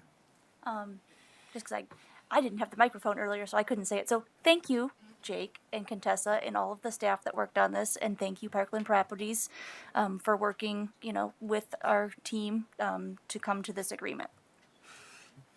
Thank you, Commissioner Cochran. If there's no other discussion, roll call, please.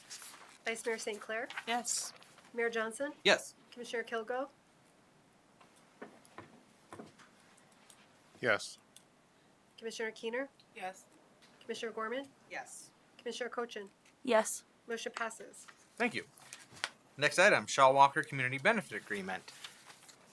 Motion to accept the community benefits agreement between the City of Muskegon, Parkland Properties of Michigan, Shaw Walker Opportunity Zone Business 1 LLC, Shaw Walker Opportunity Zone Business 2 LLC, Shaw Walker Opportunity Zone Business 3 LLC, and Shaw Walker Opportunity Zone Business 4 LLC, and to authorize the mayor and clerk to sign. Second. We have a motion by Commissioner Keener, supported by Commissioner Cochran. Kindly report on this item as well, Director Ekholm. Sure.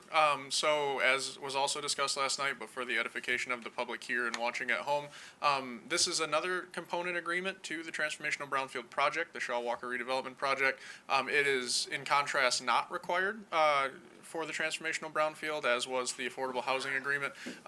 This is simply this is a direction that, from an economic development strategy standpoint, we want to move for larger development projects where we can try to work with the developers to provide ancillary benefits to the community surrounding given projects that won't necessarily live in that project or directly benefit from that project themselves.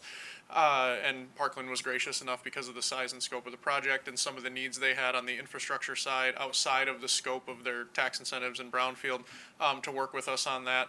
The things that we would really call your attention to, as we discussed last night, are the exhibits. They kind of lay out what we're agreeing to provide when it comes to rerouting a water main, which quite candidly is in our interest to reroute anyway, because it's under an existing building and it's a pressurized line. We hope to be able to simply vacate that line and abandon that line and not have any pressure considerations. That's something that our contract engineer will help us determine. And then we are also agreeing that in the event that there are costs, to cost share moving some consumers' power lines that are in the way of our life safety infrastructure when it comes to fire service to the building. With this use change, there's going to be housing units on the front facade along Western, and there's power lines just a few feet from the building as it exists today. We couldn't get a bucket truck right there if we tried in the event we had to extricate people. There's obviously hazards to both the firefighters and the public. And then there's lines on the other side of the street that we would like to relocate these lines to. In addition to that, we have a storm and sanitary sewer main running underneath the building as well. It's been there for quite a long time. It's in both parties' interest to allow that to remain, but we wanted to clarify that we have the rights to go on their property and service that line, as well as in the event of a line failure, which is unlikely, underneath the building envelope or on the private property, then we would restore any impacts that we have to make to that property to service that line. And then last but not least, you may recall last fall the PUD came before this body as well as the Planning Commission for the site plan approval. And that site plan approval included redesigning Western Avenue in that area to basically accommodate more green space in the right-of-way side, shift over some street parking, effectively moving curbs and catch basins to allow the sidewalks and pedestrian pathways to be preserved and further away from the building without having to impact the crown of the road, which is nice. So we won't be, the way we've designed it in partnership with Parkland, we won't have to actually tear that road up. We pretty much have to move the curbs and then do some striping. So those are all the things that we tentatively agree to in this agreement. In exchange for that, Parkland has agreed to several requests from the city, one of which is to work with the NIMS Neighborhood Association, where the project is located, to fund an amenity of their choice at their discretion and mutually agreed upon by Parkland and the Neighborhood Association to positively impact the community in the NIMS neighborhood. That can be something at their NIMS Community Park, which the Neighborhood Association self-funded and leases. It's not a technical city park. It could also be something in the right-of-way, such as beautification efforts, streetscaping. That's really, we left that open-ended so that the Neighborhood Association could directly impact what that benefit is. Beyond that, we also have requested that the developer fund one of the capital assets as represented on the Hartshorn Park and Marina Master Plan that the public has done some engagement on in the last 6 months and is set to be reviewed and hopefully approved by the Parks and Rec Board. And so that would be one of those capital assets, such as like the ADA fishing pier, the picnic pavilion, some of those things that are represented on that site plan.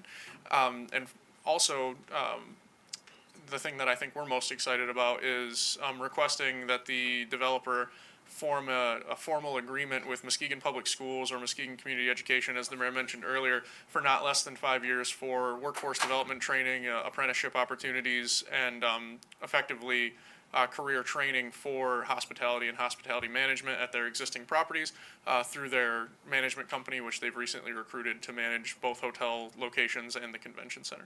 And then the final thing is the cost sharing metric, where they would pick up 25% of the relocation costs for those lines up to $200,000 is where we share costs at 75%, and then anything over and above those costs would be picked up by Parkland as well. So those are effectively the terms. That's effectively what they're asking for consideration on and what we have asked for consideration on in return.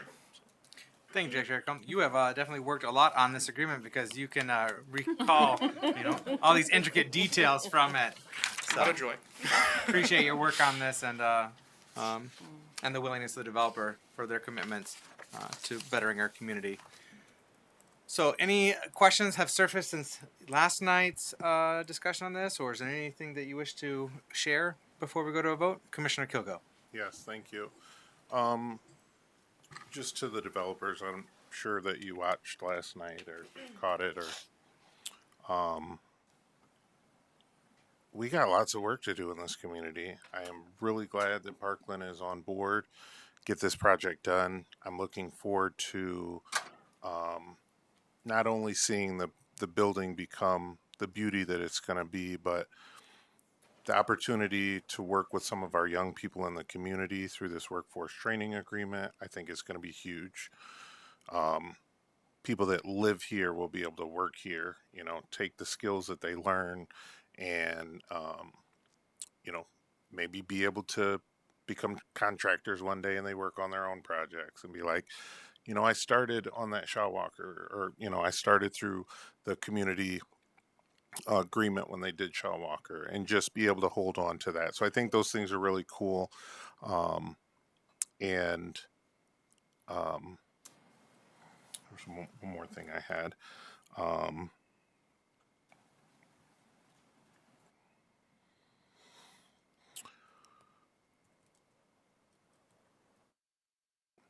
Yeah, I can't remember the other thing that I had, but the from oh, I know what it was. It was on our last item that we just passed, but the opportunity to have some affordable units in the building, along with some of the things that we're doing with the community development agreement and future projects that will happen here in Muskegon. I'm just looking forward to Parkland. We're continuing to work with the city of Muskegon and do good things. Thank you, Commissioner. Thank you. Any other thing to ask or add? Commissioner Keener. I'm just really looking forward to this project. For staff, all the work that you all have put in there, just the way you spit everything out, like you spit everything out, and the willingness to walk us through whenever we have questions. But to Mr. Rooks and to both of you, Jake, as well, setting a precedence for other businesses to come into Muskegon and actually put forth. That's one of my biggest things that I hated seeing, is that businesses would come in and we would see like really no great result from it as far as our community. And much of the resources go outside of the community that we need so desperately here. And for you all to set a tone for future businesses to come in, I applaud you all for all of the effort and hard work that you put into this project. Thank you. Thank you, Commissioner Keener. Vice Mayor St. Clair. Remind me, is this the first community benefits agreement of this sort that we have done in the city? It is, yeah. So these are becoming more and more prevalent in what we would describe as maybe primary development markets, so larger communities. And it's a great practice. I think some communities have gone so far as to pass ordinances. We hesitate at that for now, but our goal, to Commissioner Keener's point, is to set a precedent where we're saying, you know, this is something that is viable. And I think one of the benefits of keeping it project to project is that it can be scalable to, you know, a $2 million project or a $220 million project, and that's our goal moving forward. So I can't promise that it'll fit every development project, but that will be our starting point with conversations on future projects. And I appreciate that. I know that not every development is the same, and what we provide as a city and incentives and rewards looks different in every development agreement that we come up with. But I like this as a benchmark and a launch pad to start from. I especially appreciate that this wasn't a requirement. We didn't have to do this. You didn't have to do this. We didn't have to do this. But it is a community benefit. And I think it's a really good place to start, and I'm excited about it. And I would add, and I think I'd be remiss not adding, that the original intention was there was a possibility that the pro forma and the budget for the project would necessitate the developer to at least ask for consideration on local income tax capture in their brownfield. And so that's where we started this. Okay, well, in exchange for that, we're going to need considerations for the community. And then once we determined that the project could be achieved without it, Parkland was gracious enough to continue on this road with us and kind of set that standard, even though the original preface for the agreement was foregone. So kudos to them for continuing to be a good partner and adopting this regardless. Thank you. Thank you, Vice Mayor St. Clair. Commissioner Cochin. Yes, thank you. I've got a question for the developer. Sorry, Jake. Oh, no, happy to yield the floor. Kindly come up to the podium and introduce yourself.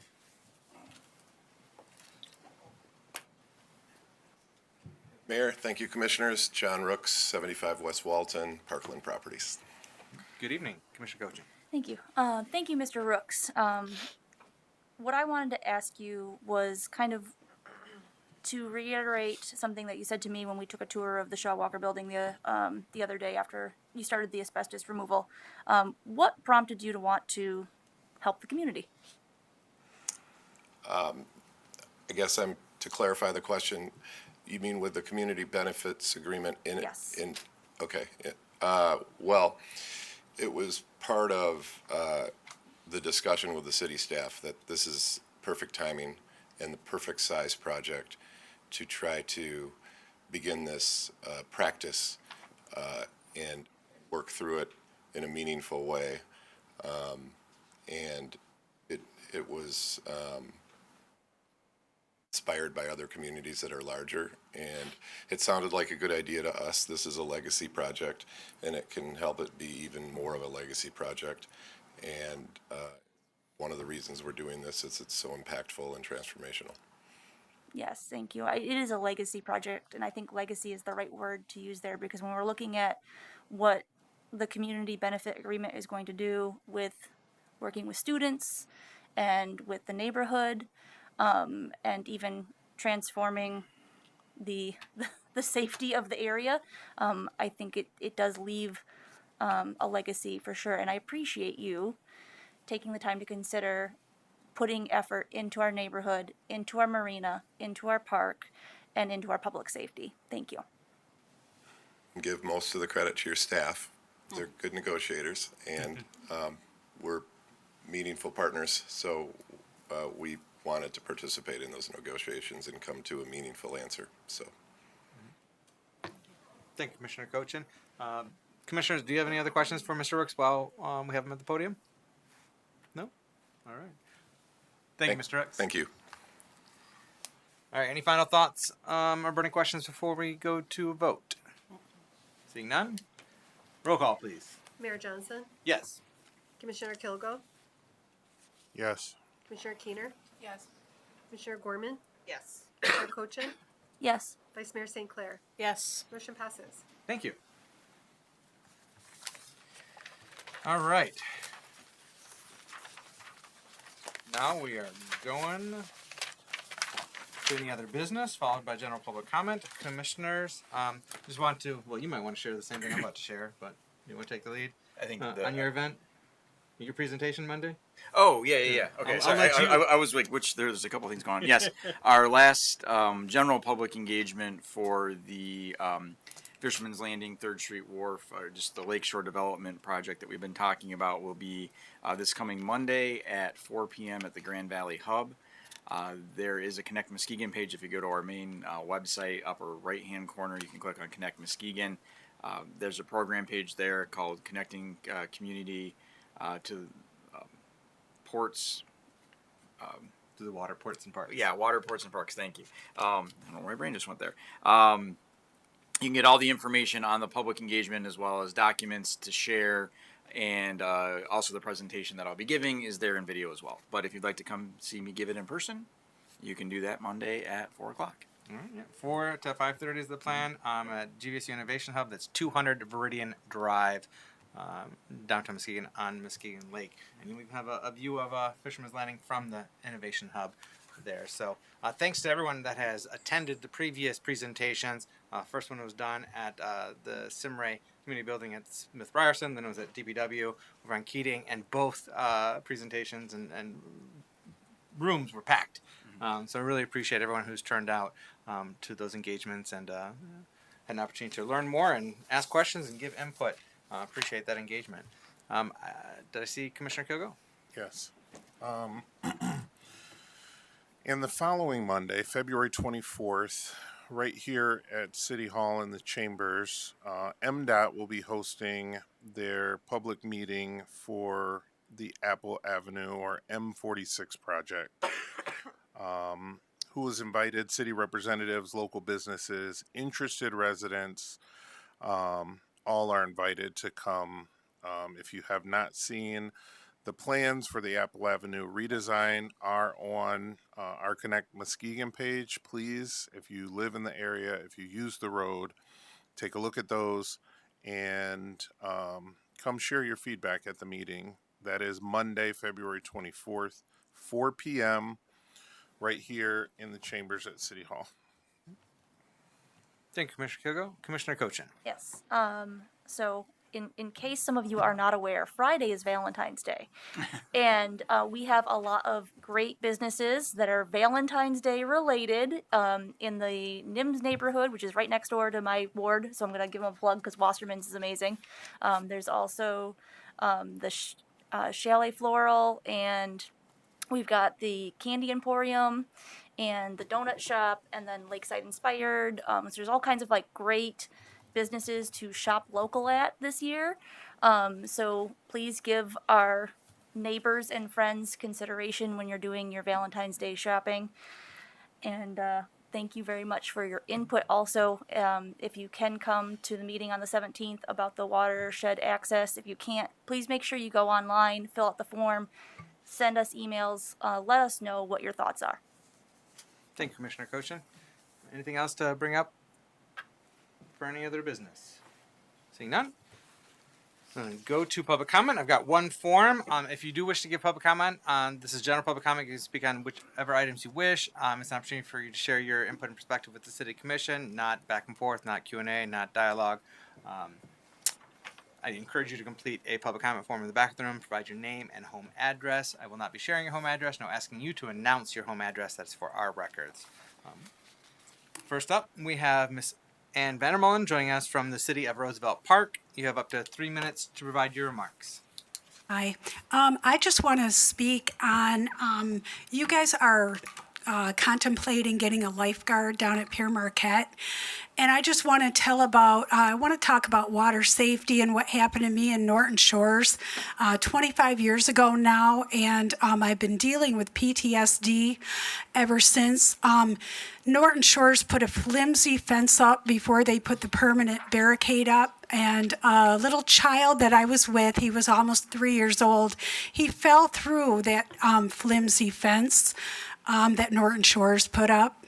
And I jumped in and I saved his life, and it was very, very traumatic. I've suffered from PTSD ever since. I didn't know that you could have PTSD after you saved somebody's life. The outcome was wonderful. I did that. So I just want to say, ever since I was about 12, when I was 12, my mom used to give me money, and I used to, she wanted me to drive up on my bike to get pizza for our family so I could bring it home and she could cook it. And so for all these years, I'm 55 now, and I was 12, 13 then. Back then, I had a ton of friends on my street, but I'd go up alone and bring that back so my mom could cook it. I have gone grocery shopping for my family all through the years, brought food home. I've been a main family person to help out my family.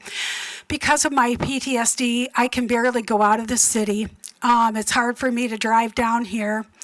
And so I go to Meijer. I buy a lot of gift cards at Meijer for Macy's, for Nordstrom, for Victoria's Secret, for Barnes & Noble, because I can't drive out to the mall and I can't drive to Grand Rapids. I had to quit my I taught science down in Indiana, middle school science. I quit my job because of my PTSD. I also was a manager at the Elder Beerman counter at Estee Lauder at Elder Beerman. I had a nervous breakdown. Kristen Turgeon, she's dancing with the local stars. She and I work together, and she knows that I had a nervous breakdown, all because Norton Shores put a flimsy fence up that I thought was secure. So when you think about getting a lifeguard, when you think about water safety, people might be complacent if you get a lifeguard. An extended cousin of mine, Aaron Gorel, was a Maine lifeguard in the 1980s. I would get a hold of him and ask him what he thinks. Thank you. Thank you, Ms. Vandermolen. Is there anyone else in the audience that wishes to give public comment at this time? Seeing none, we're going to go to the phones. Calling numbers 231-724-6721. Please turn down any audio in the background. And when you are announced, share your name and which neighborhood you're calling from, or other city, village, or township.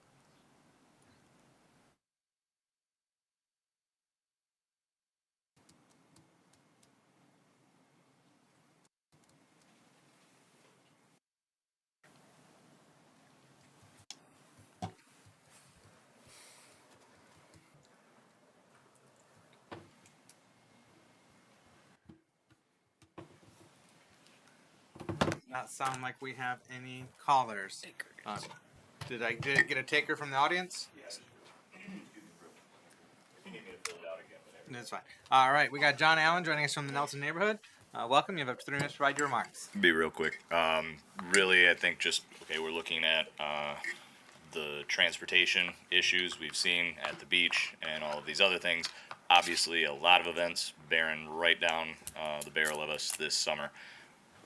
I know this isn't a Q&A, so hopefully in the future and very near future sessions we'll have some more clarity. The bike path, the setup there, I've driven through it. I don't know if all of you have. It's atrocious would just be the right word. However, it's going to be set up, looking at overhead views. I don't know where the bike path is going to end up. I also know that there are events coming up quicker than even if construction started relatively soon would probably not be able to complete it, be completed in time. So I do wonder, again, the access to the beach for these events. The individuals were talking about, okay, park or drop your kids off and ride your bike. Well, maybe they wouldn't be parking as far back as, Hartshorn per se, but really, the way we're exploring it, that may be the amount of traffic we have going through, and without really well marked backup trails that are supposed to be there, whatever the bike path in that area is a huge issue, and it doesn't seem like the developer is doing anything to really move that forward in a timely fashion like we were promised. And I do just wonder how much of that is going to impact the transportation and the access to these events that we're trying to foster and grow and find